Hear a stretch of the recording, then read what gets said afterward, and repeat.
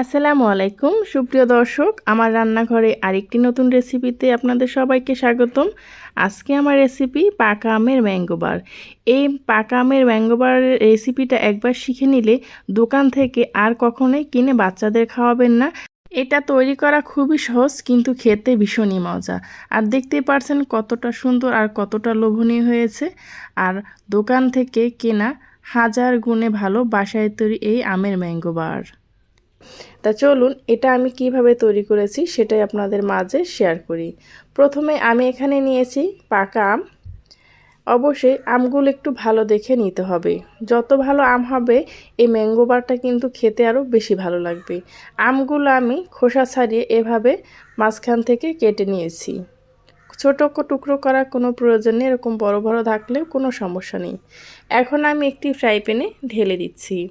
এখানে আমি দিয়ে দিচ্ছি 1 কাপ পরিমাণ চিনি, দিয়ে দিচ্ছি স্বাদ মতো লবণ। আপনাদের আমের পরিমাণটা বুঝে আপনারা চিনিটা ব্যবহার করবেন। যদি মিষ্টি হয় আমটা তাহলে অল্প পরিমাণ চিনি ব্যবহার করলেই হবে।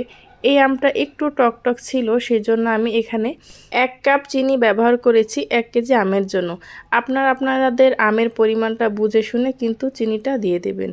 এখন আমি মিডিয়াম টু হাই হিটে রেখে আমটাকে রান্না করে নিলাম 5 মিনিটের মতো। 5 মিনিট রান্না করে এর চুলা বন্ধ করে আমি রেখে দিয়েছি ঠান্ডা হওয়া পর্যন্ত। তারপর এখানে দিয়ে দিচ্ছি বিট লবণ। ঠান্ডা হওয়ার পরে আমি এটাকে ব্লেন্ডারে ব্লেন্ড করে নিয়েছি। দেখতে পাচ্ছেন খুব সুন্দর একটা স্মুথ ব্যাটার তৈরি হয়েছে। আপনাদের যদি আমে আঁশ থাকে তাহলে অবশ্যই চালনি দিয়ে এটা ছেঁকে নেবেন। যেহেতু এই আমটাতে আঁশ ছিল না, সেজন্য আমি কিন্তু এমনিতে এটা কড়াইতে দিয়ে দিয়েছি। কড়াইতে দেওয়ার পর এটাকে আমি নেড়ে চেড়ে রান্না করে নেব খুব সুন্দরভাবে, মানে ঘন হওয়া পর্যন্ত ওটাকে আমি রান্না করব। এখন আমি এখানে দিয়ে দিচ্ছি 2 থেকে 3 ফোঁটা অরেঞ্জ ফুড কালার। এটা একদমই অপশনাল, আপনারা চাইলে এটা স্কিপ করতে পারেন। আমি কালারটা একদম ডার্ক আসার জন্য এটা ব্যবহার করেছি। দেখতেই পারছেন যত জাল হচ্ছে এটার কালারও চেঞ্জ হচ্ছে, এটার ঘনত্বটাও কিন্তু বেড়ে যাচ্ছে।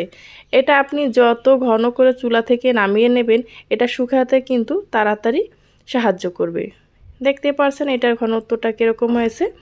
এই অবস্থায় আমি চুলা বন্ধ করে দিয়েছি। এখন চুলার যে তাপ আছে সেই তাপেই আমি কিছু সময় এটাকে নেড়ে চেড়ে মিশিয়ে নিচ্ছি। এখন আমি একটি প্লেটে এটা ঢেলে নিচ্ছি। ঢেলে এই স্পেশালটা দিয়ে আমি খুব ভালোভাবে এটাকে মিক্স করে নেব। আপনারা যদি এভাবে না করতে পারেন তাহলে যে কাঠগুলো থাকে সেটা দিয়েও কিন্তু আপনারা লম্বা লম্বা করে এটাকে সমানভাবে করে নিতে পারেন। এটা যেহেতু আমের ম্যাঙ্গো বার, একটু সমান হলে এটা দেখতেও সুন্দর লাগে আর খেতেও কিন্তু বেশ ভালো লাগে। এই পর্যায়ে এসে এখনও যারা লাইক দেননি প্লিজ একটি লাইক দিয়ে ভিডিওটি কন্টিনিউ করবেন। আমার এই ভিডিও যদি আপনাদের কাছে ভালো লেগে থাকে তাহলে প্লিজ চ্যানেলটি সাবস্ক্রাইব করে পাশে থাকা বেল আইকনটা ক্লিক করে রাখবেন, যাতে করে এরকম নতুন এবং সহজ রেসিপি আপলোড করা মাত্রই আপনার কাছে নোটিফিকেশন পৌঁছে যায়। এখন আমি এটাকে রোদ্রে দিয়ে দিয়েছি 1 দিনের মতো। 1 দিনের রোদেই এটা খুব সুন্দরভাবে শুকিয়ে গেছে।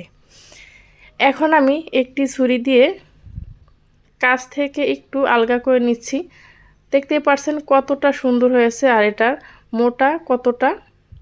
এই আমের ম্যাঙ্গো বারটা কিন্তু একটু মোটাই ভালো লাগে। এখন আমি সাইড থেকে একটু কেটে কেটে নিচ্ছি। এটা একবার হলো এই আমের সিজনে তৈরি করবেন। এটা দোকান থেকে আমের ম্যাঙ্গো বার যেটা আমরা কিনে খাই তার থেকে কিন্তু হাজার গুণে এই বাসায় তৈরি ম্যাঙ্গো বারটা মজা। তা এই আমের ম্যাঙ্গো বারটা বছরে আপনি বেশি করে তৈরি করে রাখতে পারেন, বাচ্চাদের টিফিনেও কিন্তু এটা দিয়ে দিতে পারেন। দেখার সুন্দর যে আমি সাইড থেকে একটু কেটে নিচ্ছি 4 কোনা করে। দেখুন এটা কতটা সুন্দর হয়েছে আর কতটা লোভনীয়।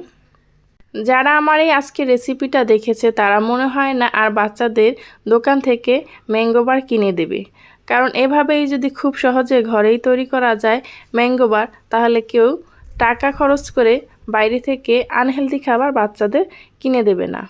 অথবা আপনাদের নিজেদের কাছের মানুষের যদি কোনো ছোট ছোট বাচ্চা থেকে থাকে, বোন ভাই যে কোনো আত্মীয় স্বজন, তাহলেও তাদের কাছে এই ভিডিওটা শেয়ার করে দিতে পারেন, যাতে করে তারা এই খুব সহজে এই আমের ম্যাঙ্গো বারটা তৈরি করে বাচ্চাদের জন্য রেখে দিতে পারে।